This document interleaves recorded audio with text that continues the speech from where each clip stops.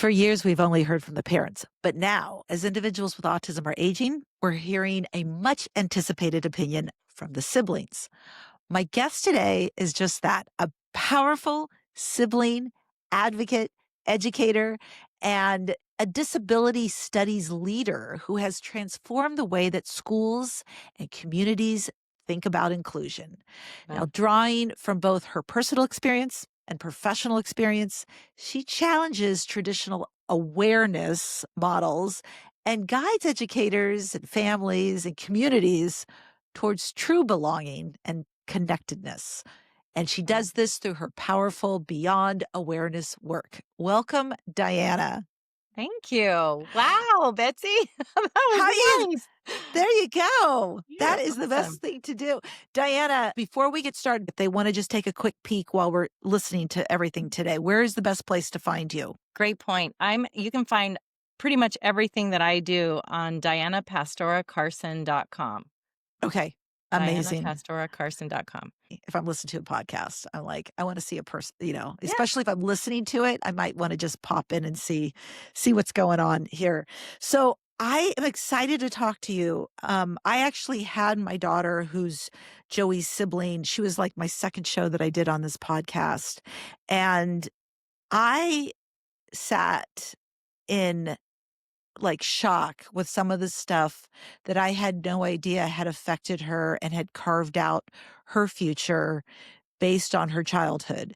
And I'd love for you to share with that too, like your observations back then. First off, tell us about your brother and then tell us what a little bit of your relationship with was growing up with him and where it is now from a relationship standpoint. Sure. So Joaquin is my brother, I feel like he's my soulmate. I've always felt very Uh, close to him. We're a year apart.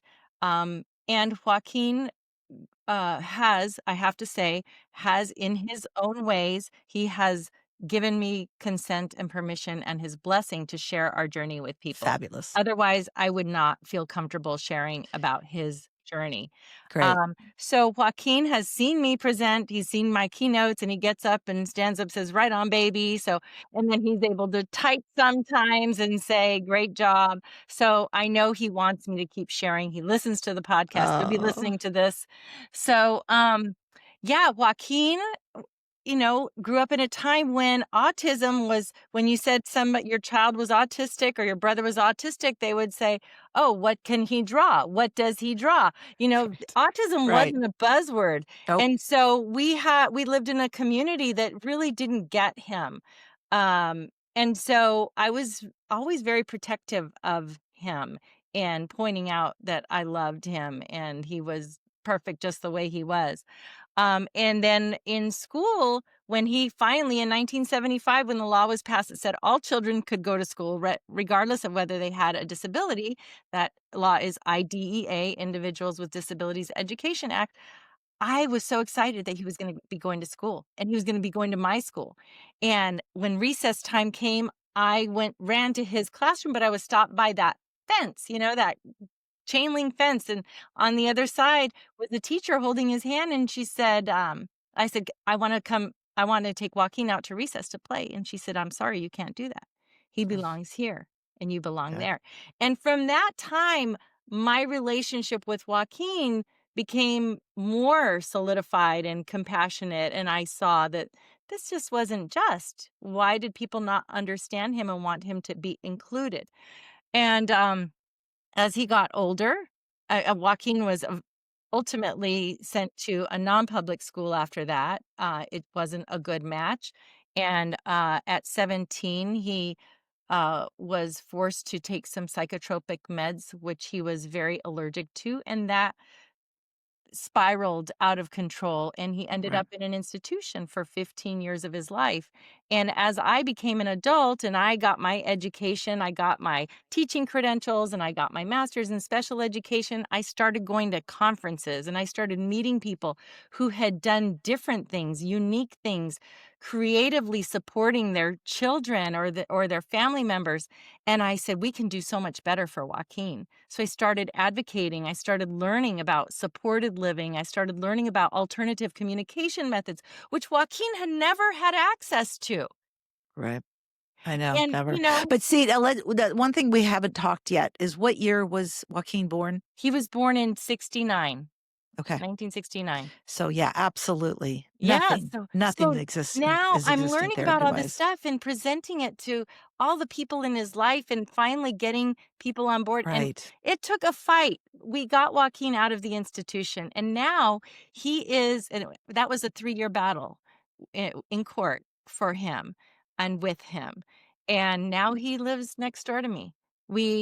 My So husband and I, we bought a fabulous. home with a barn and we converted the barn into an apartment and it's Joaquinified. Joaquin has not been cured of autism, but Joaquin's surroundings have changed. Our mindsets have changed. Yeah. And I really it was learning from other people who I went to conferences or listened to in podcasts or read their books. I found everything I had access to that I could within the time that I had, and my ability to research. I researched, but I also had the privilege of starting to teach a disability studies course through a local community college, in which I now teach at San Diego State University. And within So that, I cool. realized I knew a lot about disabilities, right? I learned a lot about disabilities, but I didn't know a lot about the experience of disability. I learned about disabilities from a medical model mindset that said there's something wrong with the person and we need to fix that person. But I had never heard of it in terms of, you know what, there's something wrong with our response to people and their Mhm, disabilities. We mhm. have to stop blaming individuals and we have to start looking at ourselves in the way that the opportunity of teaching disability studies educated me about my perspectives around my relationship to my brother and my brother's possibilities. Mhm. I was excited to share with him, and not really knowing if he understood everything I was saying, but I learned presume competence, you know, And you did. So when did you really learn that? I mean, that's amazing because, like, about presuming presuming competence. incompetence, yeah, like Oh, well, rest in peace to the late great Ann Donnellan, who ultimately became a friend of mine, Dr. Ann Donnellan, and through Peyton Goddard, a dear friend of ours. and what years about are you learning that? Okay, so I was in my master's program, in my special education program, 1997, 2000, around close to 2000. Incredible. Yeah. Incredible. I mean, the part that's incredible to me, Diana, is I've been in this industry for a lot of years. I never heard presumed competence Mm, until the last couple of years. And I wow. thank social media because of that. Mm, I was actually just talking to my husband about this subject of how I when I came on social media to post about Joey, I just was looking for something to do because my days were kind of boring and I didn't have a communication buddy with Joey. We had no more means of communication and he's silent and my husband would be working all day and I'd be Joey's 100% caregiver. And I would come home and I just felt like I needed communication. mm, So I was posting about Joey and posting about Joey. And then little by little, as people started to know Joey, they were giving me ideas wow. of concepts that I had thought in working in the profession for 25 years, I knew what I needed to know. Right. But there's just such a vast amount that it was only a small portion. So I want to point out the beauty, the serendipity, and the privilege of being introduced to that concept Yeah. early in your career. Yes. And I think that it saved my brother. I mean, Yeah. he's still, life is not easy. Like I said, he wasn't cured. We still have challenges. And knowing that you have people in your court who believe in you, who know that you understand, who speak to you as if you are a competent adult, and expect that of others that they bring into Yeah. your world, that that speaks volumes to his worth, his self-worth. Peyton Goddard says, "Esteeming each person as vastly valuable seeds their peaceful self." Yeah. And when you presume competence, you are esteeming that person as vastly valuable, and that seeds peace within them. Um, so I never forget that, and that's how I operate in Well, my interactions with Joaquin.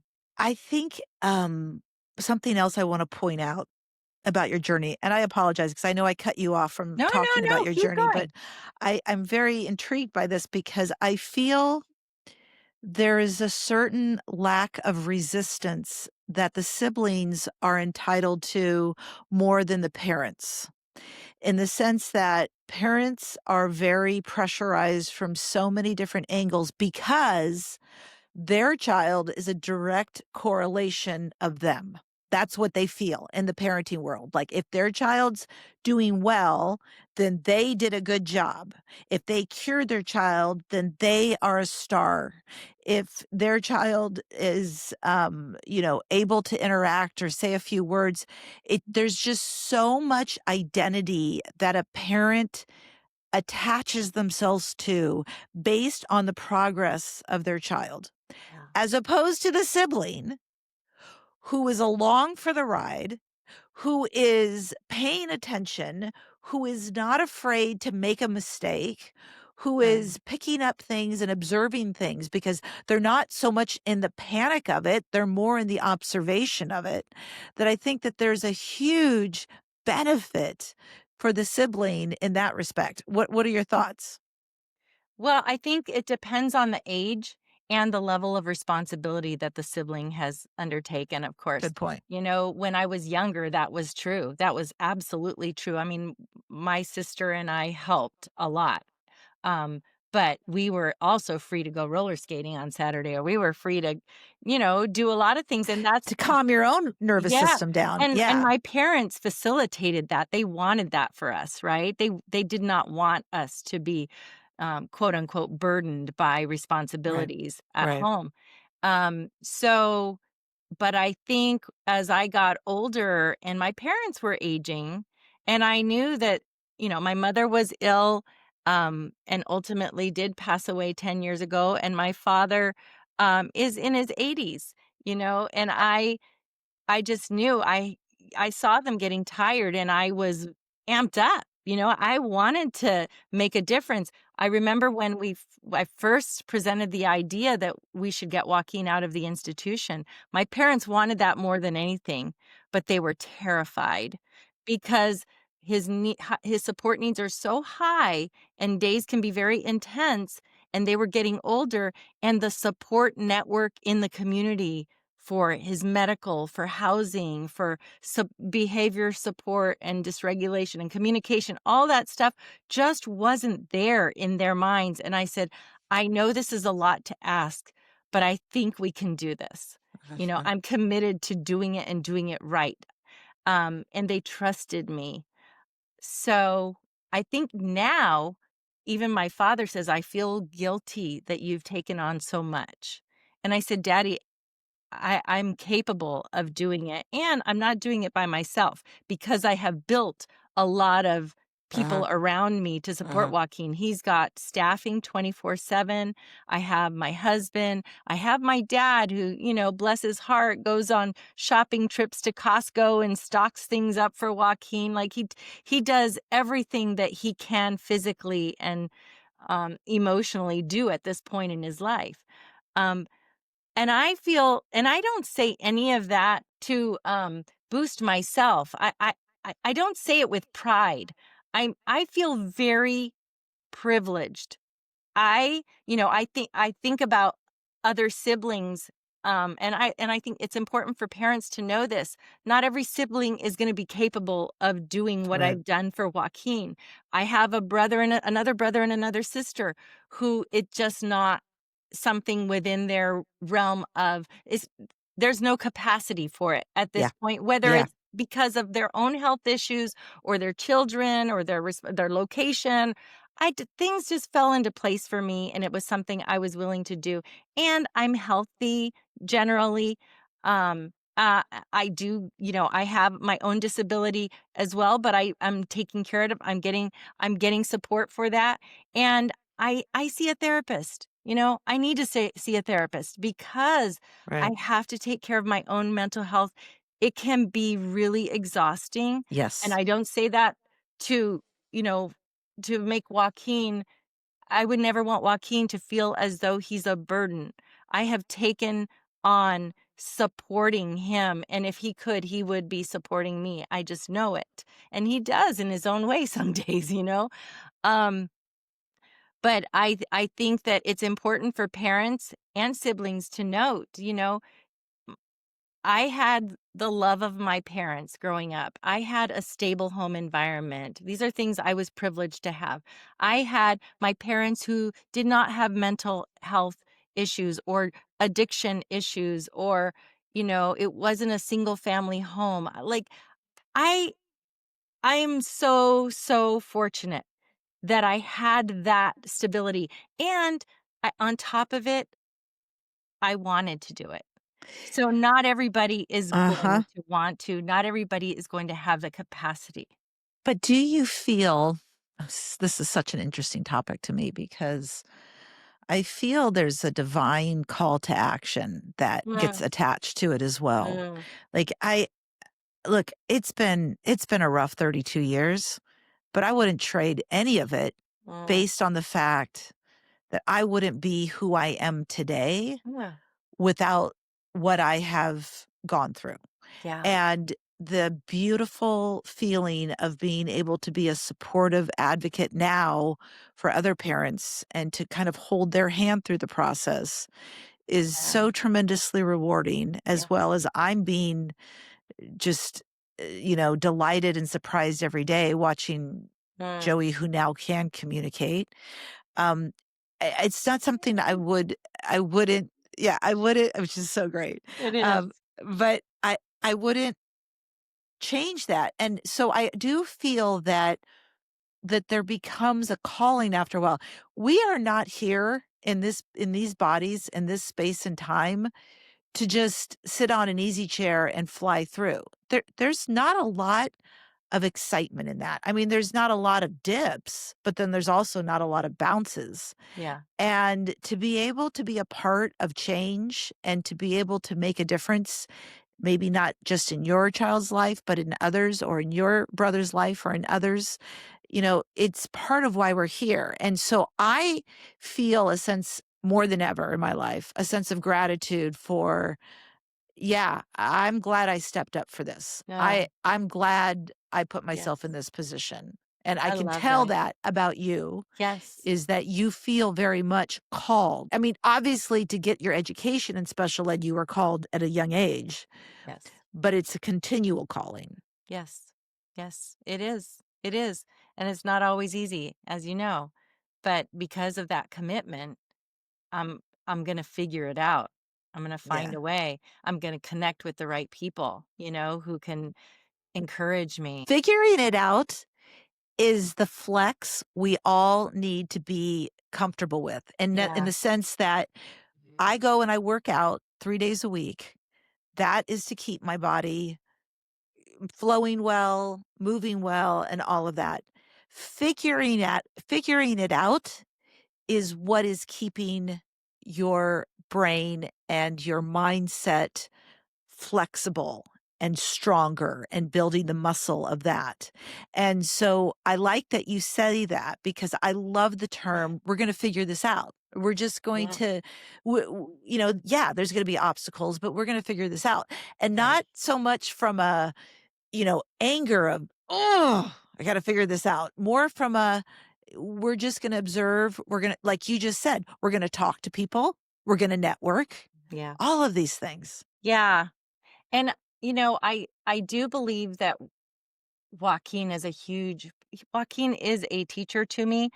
I'm not one of those people who says every person with a disability is here to teach you something, that they're in your life to teach you something. I actually believe that this is a spiritual journey, and I believe everybody is put in our lives and on this earth to teach us something. 100%. Yeah. 100%. It's not just Joaquin. I'm not pointing him out. I'm not trying to, That's so much do pressure on the like, individual to be oh, like, "You are my yeah, spiritual reason for no. existence." Exactly. I don't do that. But that said, he has taught me I like some of the most profound learnings in my life are because of my relationship with him and that calling, as you say. And I'm really grateful for it. Now, there are days when I just want to throw my hands in the air and I just want to hide from all of the responsibilities and Right. all the pressure. Um, and I wish sometimes that I could do more of what it is I set out to do, or like the vacations I want to take that I feel Yeah. restricted. I don't have the same freedom that some people and some of my colleagues and friends might have in terms of Right. making a decision to go somewhere for a couple weeks because, God forbid that we have a fire in our neighborhood and Joaquin has no place to go because a hotel room is not going to be safe for him, Yeah. or things like that that most people wouldn't think about, or his staff call out sick and there's nobody as backup, then what happens? Yeah, but like you said, I'm going to figure it out. And that again is why I'm in therapy, because I need to start.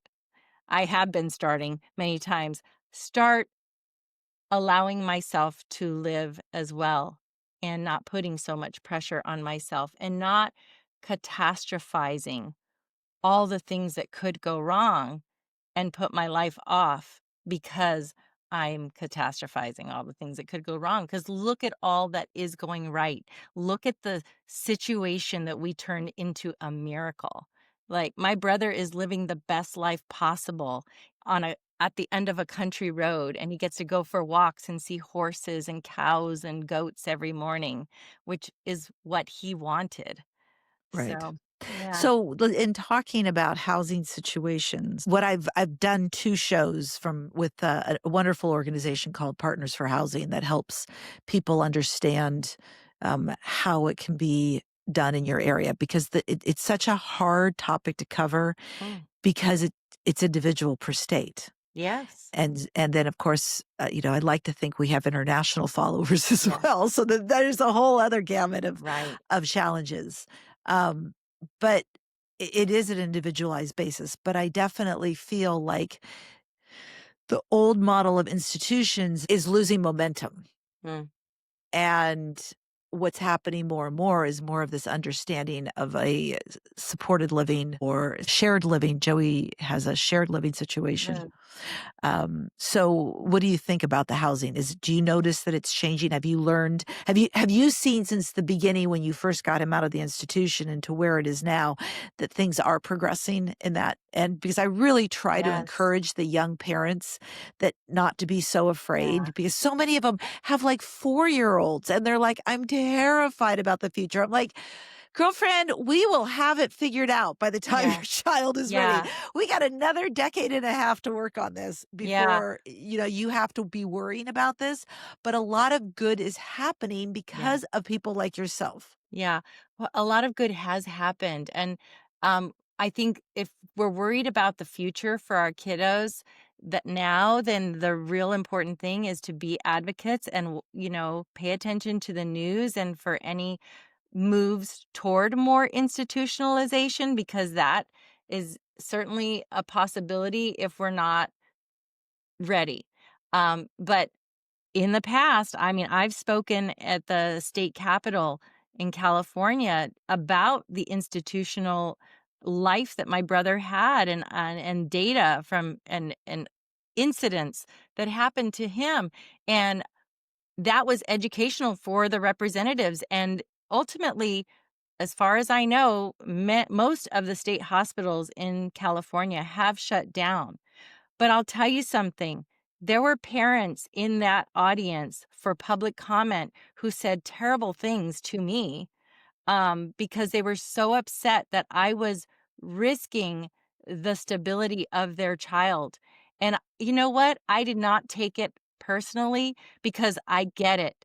I was terrified that if my brother came out, which I was advocating for him to come out, I was terrified that he wouldn't have access to accessible health care. I was terrified that he wouldn't have access to durable living arrangements, durable housing.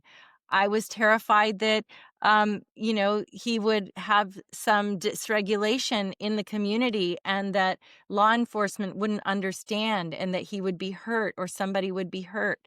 All those things came into my mind. I understood where these sometimes 80, 90-year-old parents who were upset with me, I understood where they were coming from. But if I look at it from the social model of disability, where we say there's nothing wrong with the individual and the individual shouldn't have to pay or be punished and live in a congregate, impersonal, dehumanizing setting because the community is not ready for them, that Uh, seems unfair. And so I had to advocate. I had to speak up. There's no way we're going to get ready if we don't have people in the community to begin with. It's like yeah. inclusion, in schools. We've got to have students with disabilities in the schools in order for our educators to learn how to be inclusive with them. It's the Yes. same concept. So, Talk about that inclusivity. I like the way you put quotes around the word awareness, mm, because that's it's such a yeah. general term, isn't it? Oh, we know it's there. Okay, well, that's awareness. So, but what are you Right. really aware of? So, talk about Right. the word awareness. Yes. So I love this topic. Thank you for asking me. So, I mean, my podcast is called Beyond Awareness, Disability Awareness That Matters. One of my books is called Beyond Awareness, Bringing Disability into Diversity Work in K-12 Schools and Communities. I love talking about going beyond awareness because, yes, we already know disability exists, right? We know disability is there. So disability awareness in my mind is a thing of the past. We need to go beyond it. We need to understand, we need to be aware of the access needs of people in our community.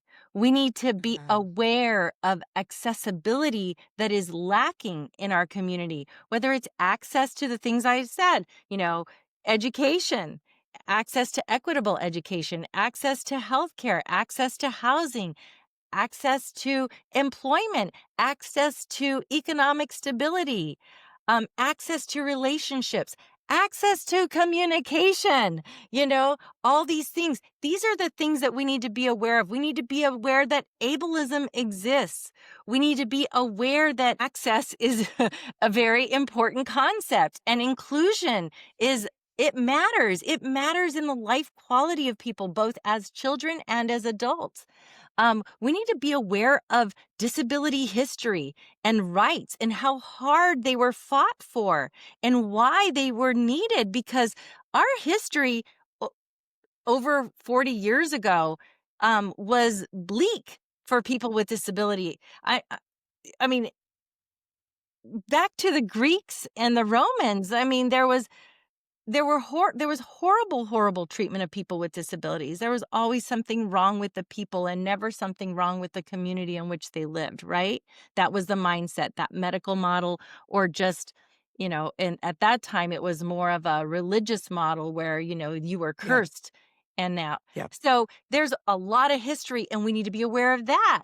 We need to, yeah, beyond disability awareness, there's so much more that we need to know about so that when we begin to understand that, then we understand our role in disabling people. Like, we actually disable our children. We actually disable our siblings. We actually disable our students more than their diagnosis, more than the thing that they were born, how they were born different. But when we acknowledge that we disable others, when we understand our role in that, then just like I did with Joaquin. Once I acknowledged that, I was then able to start creating more inclusive possibilities for his life quality and his life. But if I hadn't acknowledged that, if I hadn't been aware of that, it would have been the same. Well, poor him. He's Yeah. stuck in that place, Right. it's because he's Right. autistic. Right. And it Oh, wasn't I love because he's this. autistic. Yeah. No, I get it. Give me some examples, Diana. Give me an example of a way that we disabled, an individual. Oh, yeah. So, you know, when we don't presume competence, we are causing harm. Like I Right. said, we're causing harm to that person's dignity, their self esteem, their self worth, their motivation to continue on. Their mental health suffers when we don't presume competence. So, that's one way of disabling a person. We disable people. I can I just talk about that for a second Yeah. too, as something else? This is my biggest challenge that I try to keep my mouth shut with.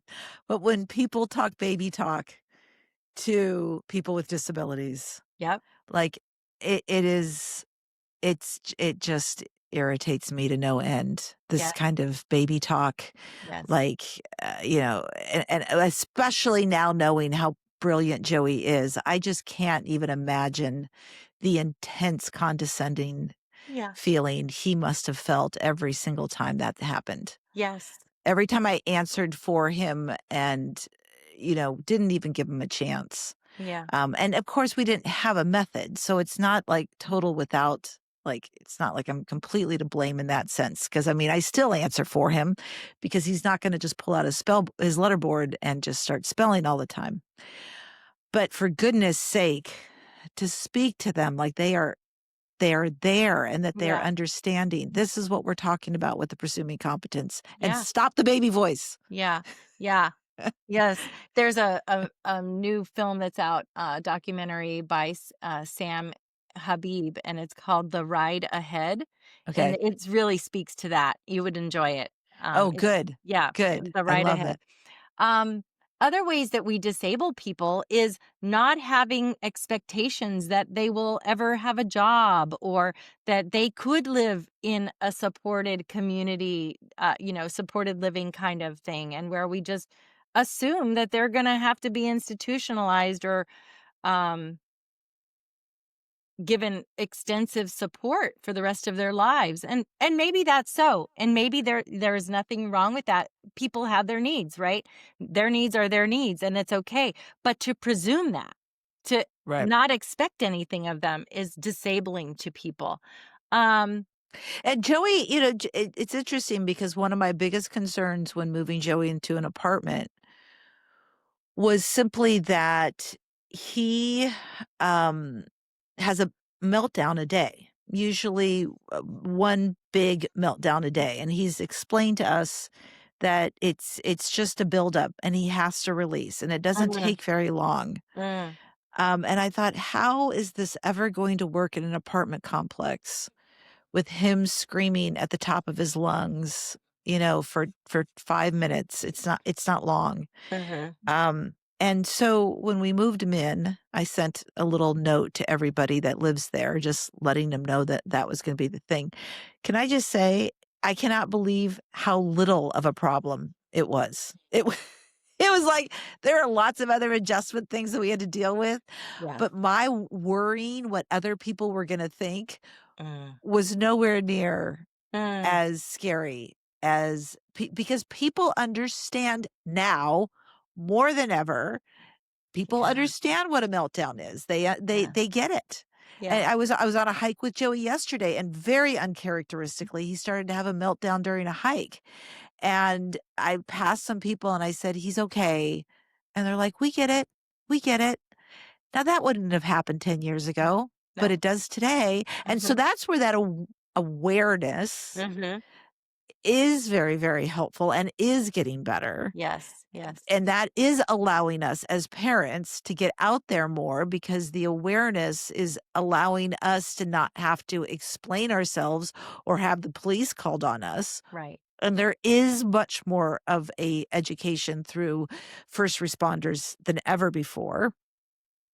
Yes. So, I'm j I the reason I'm bringing this up, and I want you to keep all that you're saying, but if you think about from where your journey started, how many years ago your journey started to myself, even 30 years ago with my journey, if you understood how far we have come in those 30 years compare you would not be afraid that your 4-year-old is not gonna be okay in the future, Right. because you would know if we have come this far in 30 years, imagine with all the knowledge that everybody has now, how much more powerful it's going to be in the next decade. Yes. Yes. And Well I'm said. optimistic about it.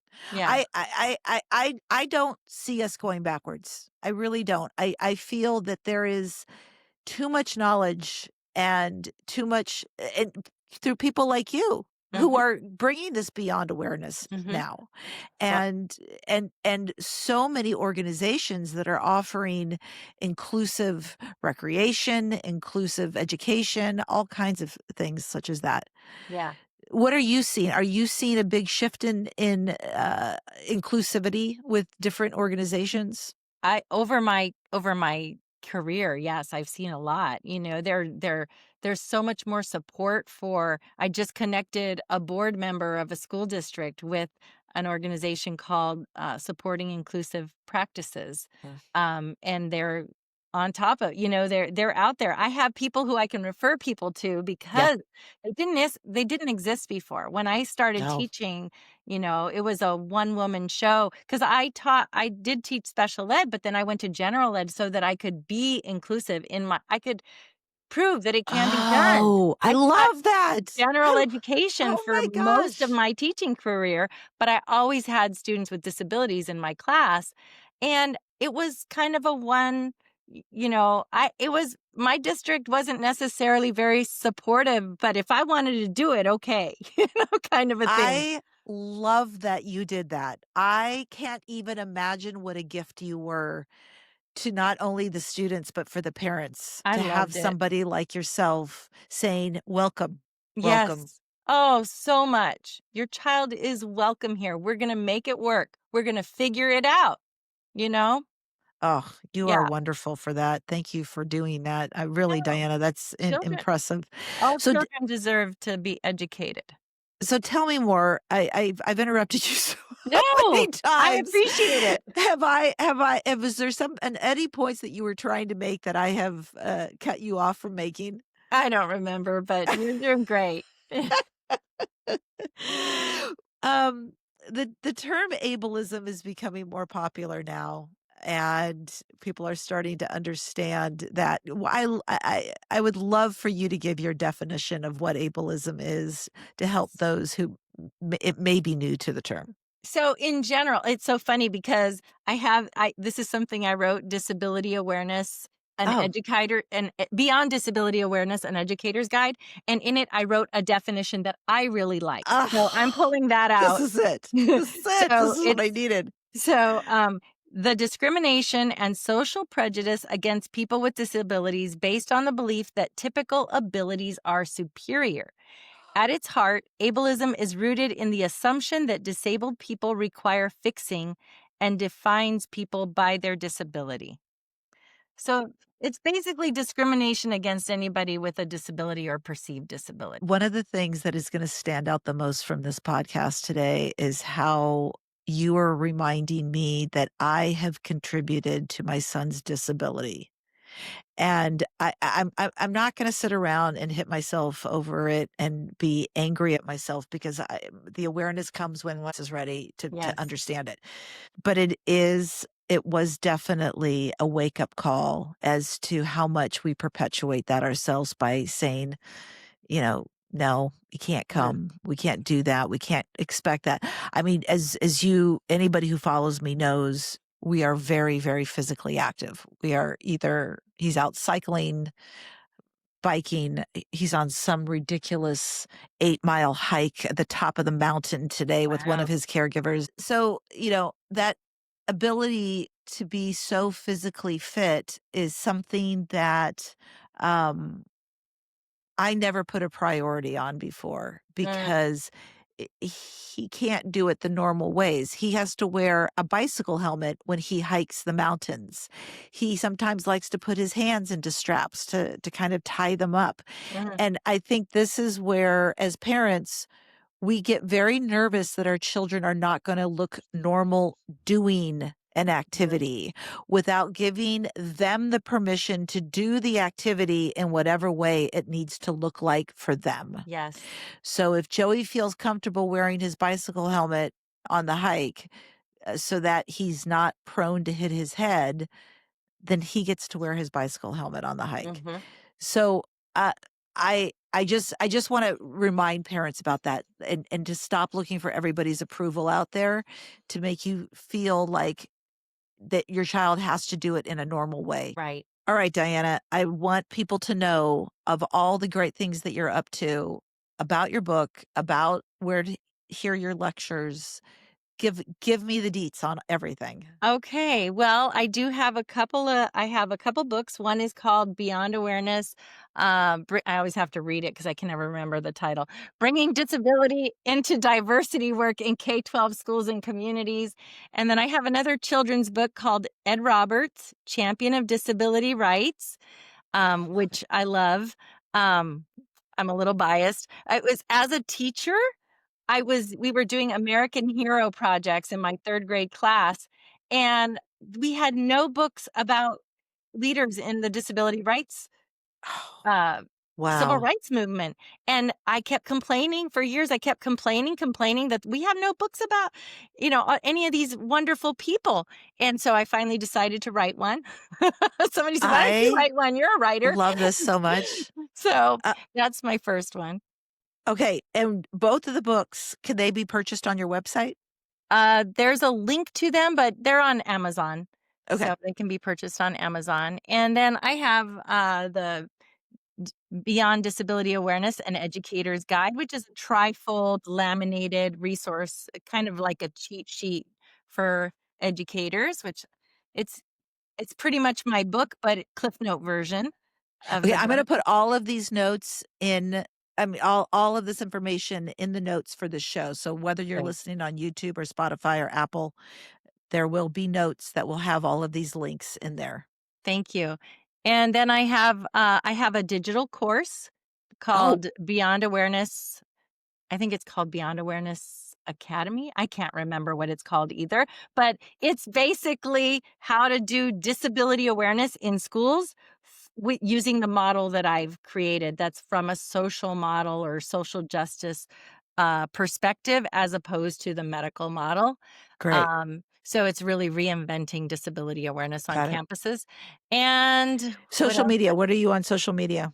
I'm on, Facebook, and I am on, Instagram, Okay. my name, Diana Pastora Carson, and there's and my podcast, Beyond Awareness, Disability Ah, Awareness That don't Matters. Yeah, forget that's that. yes, and I do keynotes whenever I'm invited, so that keeps me keeps me in the world and present I to love it. possibilities for myself too, which I love sharing our journey. I love giving people hope that things are going to be okay with their child, that they can Absolutely. do this. Um, yeah, Absolutely, to that's love their fantastic. child no matter what the doctor says they're diagnosed as. They love your child. Thank you for being out there for all of us because you are a wonderful bright light, Oh, not only in thanks. Joaquin's life, but also for all of us as Thank you. well. Thank you so Thank much. you, Betsy. Thank you for all you're doing as well. Absolutely. And everyone, thanks so much for joining us. We'll be back with you next week. Take care. Bye bye.